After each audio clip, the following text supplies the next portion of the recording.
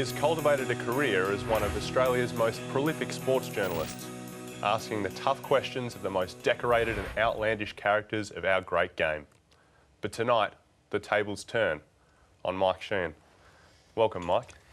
Thanks, Ben. And remember the advice your mother gave you about respect for elders, OK? How does it feel to sit in the chair across? A bit odd, the I other must side? say, yeah. Two things I'm amazed at, how nervous I am and how cool you are. I don't really feel very cool inside, Mike. You look cool. Thank you. Well, let's talk about open mic first. Have you got any highlights from open mic in your career so I far? hope so. We've done 180 of them.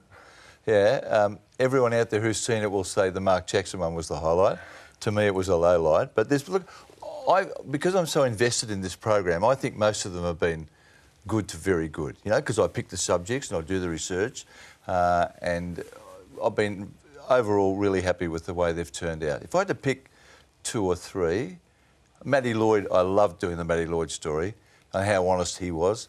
Nathan Brown this year. And on the other side, with the gravitas, like the Merv Cain story, the man who lost his wife and his daughter in the space of 3 weeks, and other ones where people have talked about losing their children and death in the family. So I like to think there are lots of highlights. And have you got any regrets in terms of your sports journalism career? Yeah, I have. Too many to mention, Benny.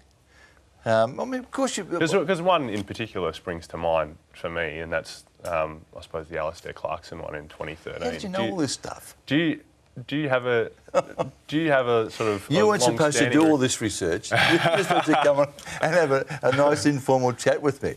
The Clarkson one, yeah, I got that wrong. Yeah, you and I have known each other for a long period of time, and I reckon you put your journalism above our friendship because it's so far from the truth, it's not funny. But it's so far, how far from the truth? I mean, the truth is that West Coast went to Hawthorn and inquired about your availability. Irrespective of that, you know, Melbourne did that too, and nearly every club does it when they're out of a coach. They ask those that are in jobs just because that's their due diligence. But irrespective of what approach was made, you said that I'm definitely going. Yeah, I reckon that you owe me a phone call or at least Pickers to inquire about that before you're running on such an important occasion as Grand Final week. It just reminded me yet again, even at my old age, that it's all in the preparation. And I took a risk that night and it backfired. Is it hard to maintain friendships in the football world when you are a sports journalist? Yep. And I suppose that's the same for a lot of other industries. Yeah. Journalists are involved Yeah, it is. as well. Because we have to, when the crunch comes, when there's a big story, the story has to prevail over the individual. And the individuals don't like that. And I think sometimes they think they've been duped. I think they think that we're their friends.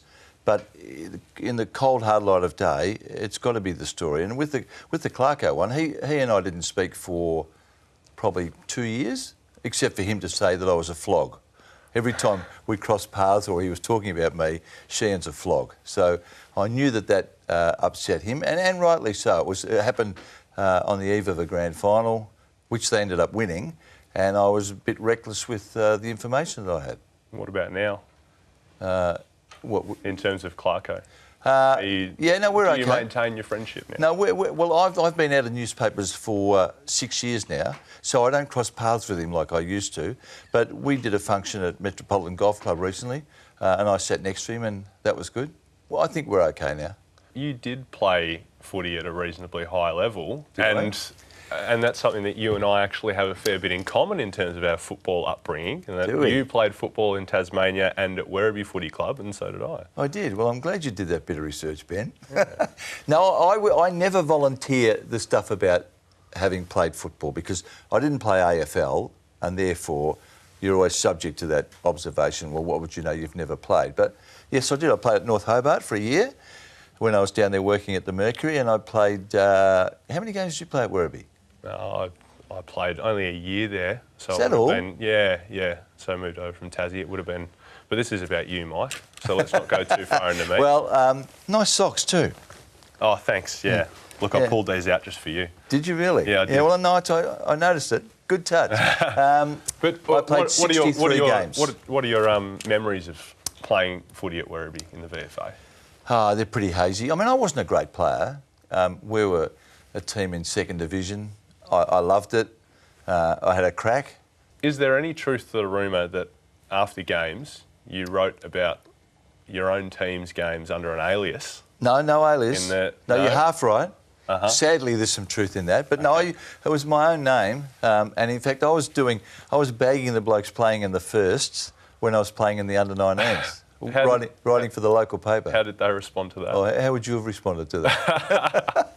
No, they didn't like it much. That when I'd get to training on the Thursday night, there'd be 6 or 8 papers on trestles in the room, and 6 or 8 blokes not talking to me. You know, just that, because I was a kid, and just I'm sure they were saying, "What's this little upstart doing, criticising the way we played the previous week?" It's pretty ballsy. Do you enjoy watching footy today? And there's been a lot made of the state of the game lately. Yeah. Do you actually enjoy watching footy now, or do you think that it was better the way it was? Old people always say it was better the way it was. I've always maintained this, and I'm still of the same view. The best football today is better than it's ever been. But conversely, there's a lot of rubbish today. But we see it all too. I mean, we've 9 games covered every weekend. So that didn't used to be the case. I mean, you see the match of the day and then highlights from, say, 1 or 2 or 3 others. But now there's all 9 games on. So there's going to be some stuff that's below scratch. But I'm just a bit disturbed by the way most of the games are played, but I love the good games. Does that make sense? It does make sense. I'm not sure my passion's as deep as it used to be, though. Why is that? Oh, probably because I'm old. What do you think of the standard of the game? I love it, but I think that there's an element of that I enjoy playing the game. Yep. I'm not a great watcher of sport, but a lot of people watching the sport at the moment don't like what they're seeing. Does there need to be anything change about the game to make it more of the ilk of the 60s and 70s when you watch the game? Do you think that would improve the look of the game? Probably, but I'm not in favour of revolution, though. I mean, I would tinker with it. A few things that I would do and change without actually radically changing the way the game's played. Anything specific? Well, I like the idea of the one thing I do like, which is radical, is that you can't take possession of the ball when you're on the ground, which is a pinch, I think, from Gaelic football. You've just got to knock it on you. If you're caught with it on the ground, it's a free kick, because most of the congestion we have is born of someone being on the ground and 10 blokes jumping on him and a ball up, and then a follow-up ball up.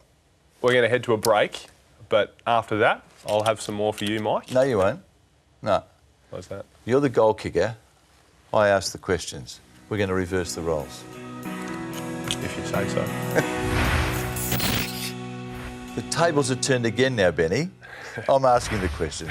Your questions were good, but you have done a journalism course, haven't you? Yeah, so I did a Bachelor of Arts, majoring in journalism at University of Tasmania, and then when I moved to Victoria, I finished it off at the Deakin University over here. So, is the view that the journos, not the ex-players, I'm not talking about Revolt and Dunstall and Brereton and those folks, is the view that the journos in print know much about it or don't know much about it? To be honest, there's a lot of talk at footy clubs that you shouldn't read stuff that's written in the paper about you. I mean, inevitably you do. I mean, there's papers in front of us when we get to the footy club, and you're going to run into stories. That's hard to escape. But I suppose you're just trying not to take it on too much. I don't think we really worry. Personally, I think that the people writing about sport know about sport. Good point. In general, and I think maybe that's because I've had a little bit of the I suppose the journalism degree as well. Yep. So. Yeah, that's my thoughts. I don't know whether everyone's the same. No, I'm happy with that. Your mother taught you, did she not? Yeah, she did. Years 11 and 12? Yeah, towards the end of my schooling, yeah. She was the RE teacher at my school. So. And English? Yeah, a little bit of English, a little bit of whatever she could get her hands on. Was she Mrs. Brown or Mum? I called her Mum when I could. Did you really? Get away with it. In the classroom? Yeah, I think my brothers are still taught by her now. She teaches at Sacred Heart College down in Hobart. So, yeah, my brothers still deal with it now, probably a little bit longer than I did. Now, there's Manson blood in your family, isn't there? That's right, yeah. One of whom is Jimmy, who played for Collingwood. Like you, a distinctive kicking style, but different to you. Yeah. Did you see him play? Different. I didn't see him play in terms of I wasn't old enough to.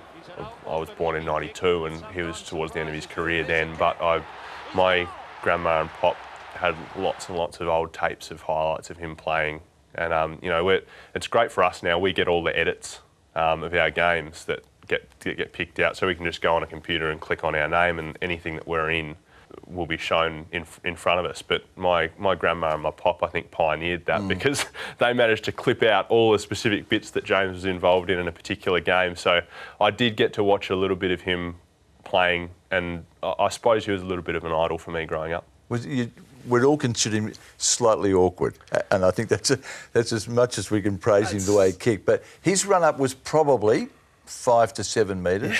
Yours is probably 50 to 70. I reckon you've overdone it there a little bit, Mike. Where did you develop that long run-up of yours? I think it was probably over a period of time. So back when I played in Tassie, I was always a ruck. I never played key forward. I'd only ever pinch hit forward for 3 or 4 minutes while someone else chopped me out in the ruck. So it wasn't actually until I played with the Tassie Mariners. I had in the under-18s, I had a little bit of exposure to playing as a key forward, but I was still primarily a ruck. That was probably what prompted my move over to Werribee, was that I probably wasn't going to get that exposure to playing key forward in the TSL. So I went to, Mark Stone came to me actually, Werribee recruiter at the time, and of course sports journalist himself, and came down 2 years in a row and had a coffee with me in Glenorchy down in Tassie, and I suppose asked me to come along for a trial, and met Scotty West the second year after he came down, and Scotty West said, "Oh yeah, I reckon we can fit you in." As it turned out, we had at times that following year Mason Wood, Majak Dor, Daniel Curry, Ben Warren, Ben McKinley, and myself all playing in the same forward line. So that's a good side. Yeah. I think we played with around 6 key forwards at times. Now but, tell me how far back you go from the mark, and the other thing I've always been intrigued about, what goes through your head when you're on your way in? I don't go back a specific amount. I wouldn't know how far it is in metres back from the mark. I think I've just done it enough times that I know. I suppose I just see ahead of me how far away the man on the mark is, and I can judge how far that is to the end of my mark. So I think having done that at training enough times and in games enough times, I know where to go and stand. As far as when I'm coming in to kick, the first part of my routine is about visualisation. So putting the ball up to my face is seeing the ball travelling straight. Yep. After that, I kind of vary, but mainly it's around staying loose early in my run-up, and then afterwards it's about keeping everything straight, following through at the target. And generally, if I don't kick a goal, I can put it down to one of the things in my routine at least that I haven't followed through on and done well. What's your target? My pop actually, my pop was Jim Manson, so he was James's dad. He always told me growing up to pick out a spot behind the goals, and I still do that to him. But what, a part of the furniture, as it were, or a person, or? Depends how many are in the crowd. I like it to be a person, so if anyone thinks that I'm looking at them a little bit too intently when I'm running in for goal, that's why, because I've picked them out. 3 in the first quarter at the weekend. Does it ever go through a full forward's mind that I could kick a dozen today? It goes through your mind for about a split second, I think. There are certain quarters, certain times in the game where it just seems to come to you, but I think I've kind of gotten to the stage now I've played enough games that I know that that's probably not sustainable, and sometimes the ball doesn't come your way and it's not necessarily your turn. But yeah, on the weekend it just seemed to happen in that first quarter a little bit. Does the thought of winning the Common, does that mean anything to you? No, not really. I obviously want team success first.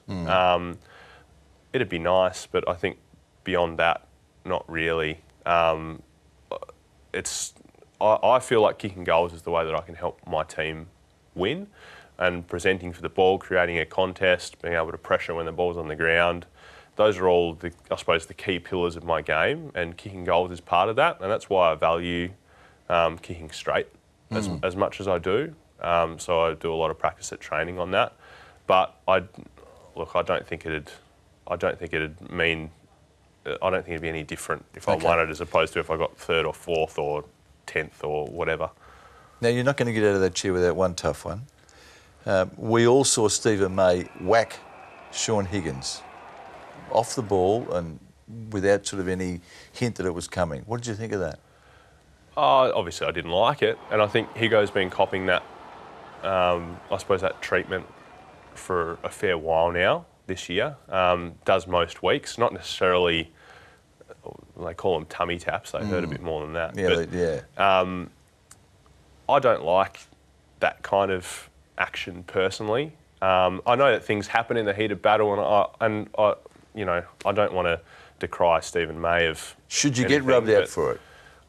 I think personally, and act like that, you probably should. And this isn't necessarily about Stephen May, but I just don't like the idea of hitting someone off the ball when they're not looking. Well, particularly when they're not. Yeah. Particularly when they're not looking, I suppose, because it's just not a part of the game. You're not going to achieve anything by doing that in terms of trying to win your team the game. I think footy should be competitive. Footy should be about trying to win, and those kind of things don't necessarily help the team win. So, what about the hair? How often does the hair see scissors? Not that often. It did actually on last Friday, and it was the first time in a little while. I reckon this is the shortest it's been in 5 or 6 years. Really? And all the boys in your family, there's about 7, isn't there? There's 6 of us. 6, yep. Yeah. They all got the same mop? No, they haven't grown it quite as long as me. There's at least some waves in some of the others, but a few straight mops as well. Hey, Benny, it's been great fun. I've enjoyed it. It was interesting to have the tables turned, but you did it well, and it's been good to catch up. Yeah, well, thanks for joining me on Open Ben, Mike, for Player Takeover round. Oh, it's been a pleasure. Cheers. Thanks very much.